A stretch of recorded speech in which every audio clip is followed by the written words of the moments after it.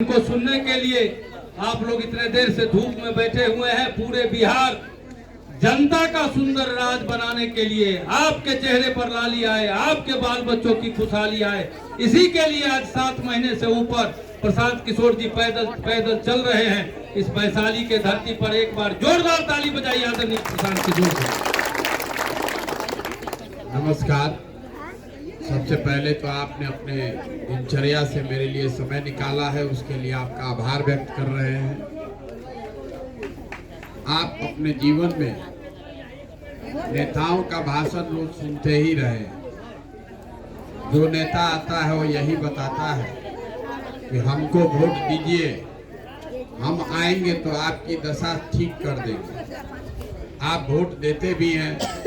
पिछले 50 वर्ष में आपने कई दलों को, कई नेताओं को वोट दिया होगा, लेकिन आपकी जो गरीबी है, आपका जो परेशानी है, आपका जो पिछड़ापन है वो ठीक नहीं हो रहा है। किसी को वोट दे दीजिए। आपने पहले कांग्रेस को वोट दिया, फिर लालू नीतीश को 20-30-32 साल से दे रहे हैं। दिल्ली में आपने मोदी जी को भी वोट दे के देख लिया, लेकिन आपकी दशा नहीं सुधर रही।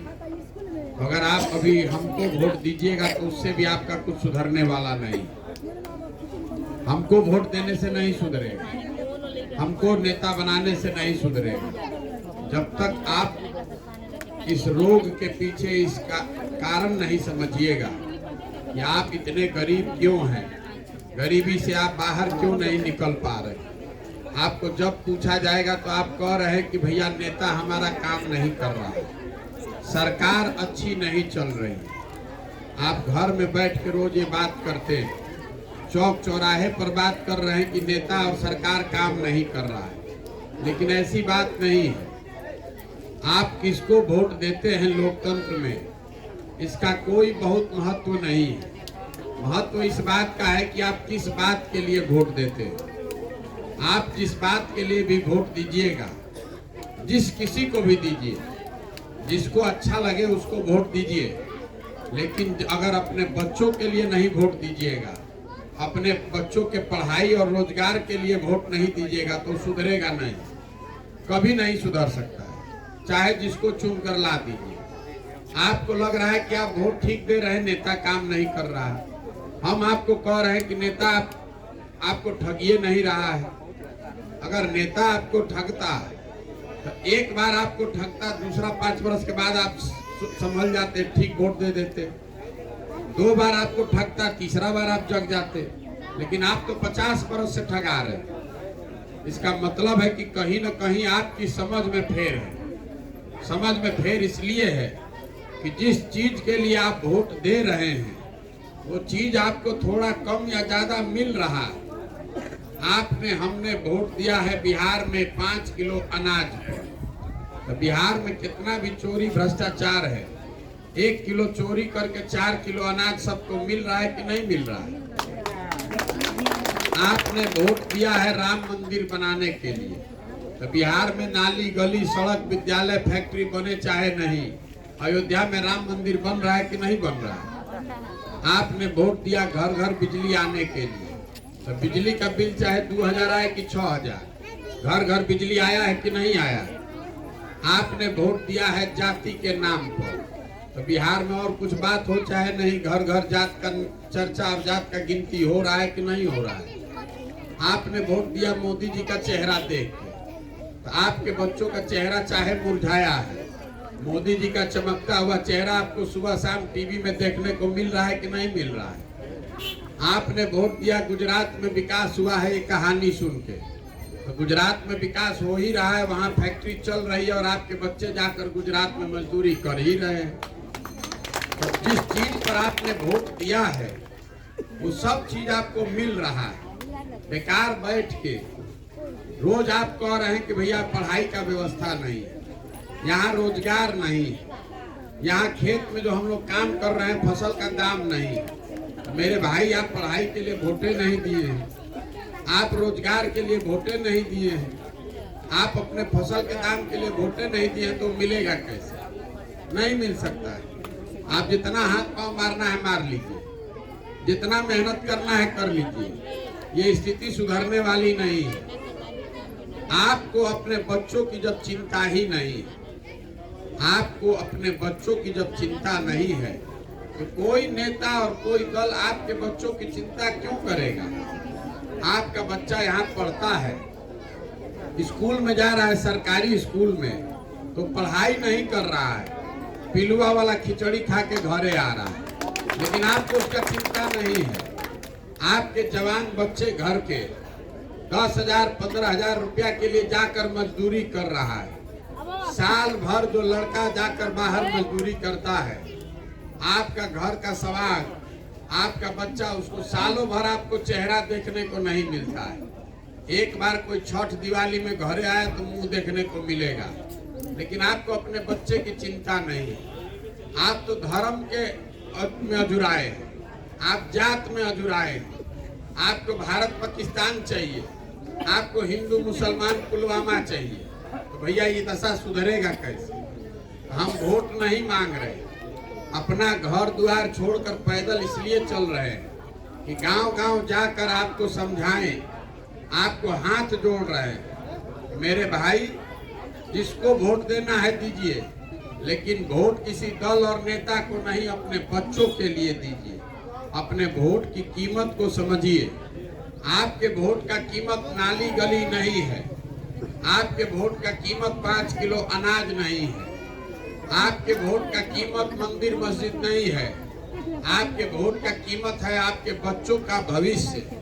अगर आप 500 रुपया लेके वोट दीजिएगा तो मुखिया जी आकर हरिश्चंद्र नहीं बनेंगे, चोरी करबे करेंगे। गांव में हम जा रहे, कह रहे हैं मुखिया जी बड़ा चोरी करता, 500 रुपया लेके वोट दिए हैं आप, मुर्गा भात खा के वोट दीजिएगा आप, पाउच पी के वोट दीजिएगा आप, तो मुखिया जी चोरी नहीं करेगा तो हरिश्चंद्र बनेगा।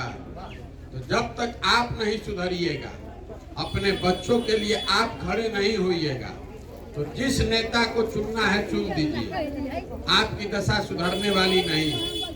आप आज से गरीब नहीं हैं, आप आज से नया नया परेशान नहीं है, ये तो 50 वर्ष से ऐसे ही दशा में जी रहे हैं। काहे नहीं सुधर रहा है। आप तो सबको जिता के देख लिए, 40 वर्ष कांग्रेस को देखे, 15 वर्ष लालू जी को देखे, 17 वर्ष से नीतीश कुमार हैं, मोदी जी को आपने जिता लिया, कुछ सुधरा? कुछ नहीं सुधरा। अगर अब आप प्रशांत किशोर को जिताइएगा, अगर आप हमको जिताइएगा, तो हम भी आपका कोई काम नहीं करेंगे, हम भी आपको ठगेंगे। जब तक आप अपनी सरकार नहीं बनाइएगा, अपने बच्चों के लिए नहीं खड़ा होइएगा, तब तक कोई बिहार को सुधार नहीं सकता है। इसका नाम क्या है? जन सुराज। सुराज मतलब सुंदर राज। किसका सुंदर राज? किसी दल का नहीं, जनता का सुंदर राज होना चाहिए। गांधी जी ने, बाबा साहब अम्बेडकर ने आपको आजादी कैसे दिलवाया? गांधी जी आपसे वोट मांगकर देश नहीं आजाद कराए, गांधी जी ने समाज को जगाया, सब लोग खड़े हुए, गांधी जी आगे आगे चले, पीछे से पूरा समाज चला, तो अब न देश आजाद हुआ। तो अगर बिहार को गरीबी से, भ्रष्टाचार, बेरोजगारी से आजादी दिलाना चाहते हैं तो सबको लगना पड़ेगा।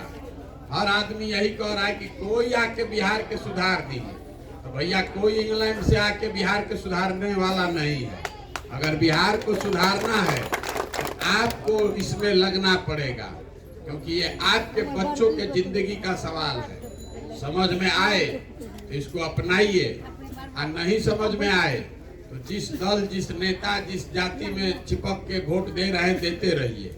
लेकिन एक बात लिख कर रखिए, अगर आप अपने बच्चों के शिक्षा और रोजगार के लिए वोट नहीं दीजिएगा तो जीवन में कभी भी आपका कल्याण नहीं हो सकता है। चाहे जीवन भर आपको 5 किलो नहीं 10 किलो अनाज मिलता रहे, चाहे जितना नाली गली सड़क बन जाए, उससे आपकी गरीबी नहीं खत्म होगी। गरीबी खत्म तब होगी जब आपके बच्चों के पढ़ने का यहाँ व्यवस्था हो। गरीबी खत्म तब होगा जब आपके घर के बच्चों को रोजगार मिलेगा। गरीबी खत्म तब होगा जो भूमिहीन है उसको सरकार जमीन देगी। इन 3 विषय पर वोट दीजिएगा तो जीवन सुधरेगा, और नहीं दीजिएगा तो जैसे जी रहे हैं वैसे ही जीजिए। आप लिख कर रखिए कि जिस दुर्दशा में आपका जिंदगी बीता है, आने वाले समय में आपके बच्चों की भी जिंदगी इसी बदहाली और गरीबी में बीतेगी। नहीं तो जगिए, अपने लिए नहीं तो अपने बच्चों के लिए जगिए। उनके लिए शिक्षा की व्यवस्था हो, उनके लिए रोजगार हो, आपके पास जमीन हो, तभी आपका जीवन सुधर सकता है।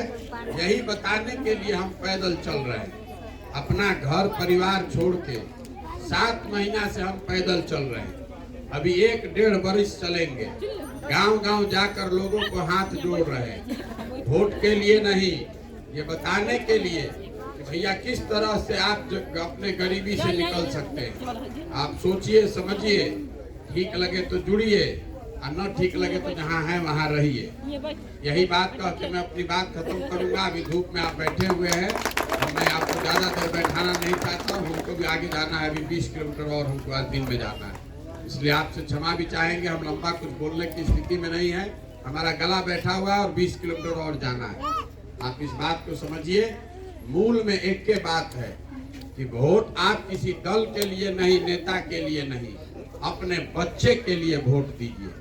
आज तक आप वोट देते आए हैं जात के लिए, आज तक आप वोट दिए आए हैं धर्म के नाम पर, आज तक आप वोट दिए हैं बिहार के लिए, देश के लिए। एक बार हमारी बात मानिए, वोट अपने बच्चों के लिए दीजिए। आप अपने बच्चों की चिंता नहीं कीजिएगा तो कोई भी दल, कोई भी नेता आपके बच्चों की चिंता नहीं करेगा। जो भी नेता है, नेता अपनी चिंता कर रहा है, नेता अपने बच्चे की चिंता कर रहा है। पहले नेता था, फिर नेता हट गया तो अपने बच्चे को बना दिया।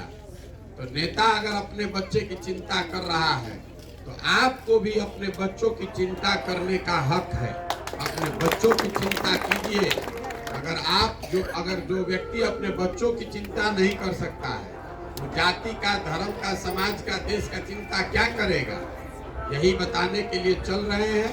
अच्छा लगे तो इसको जुड़िए, इससे जुड़िए, और नहीं अच्छा लगे तो कोई बात नहीं है। बहुत बहुत धन्यवाद।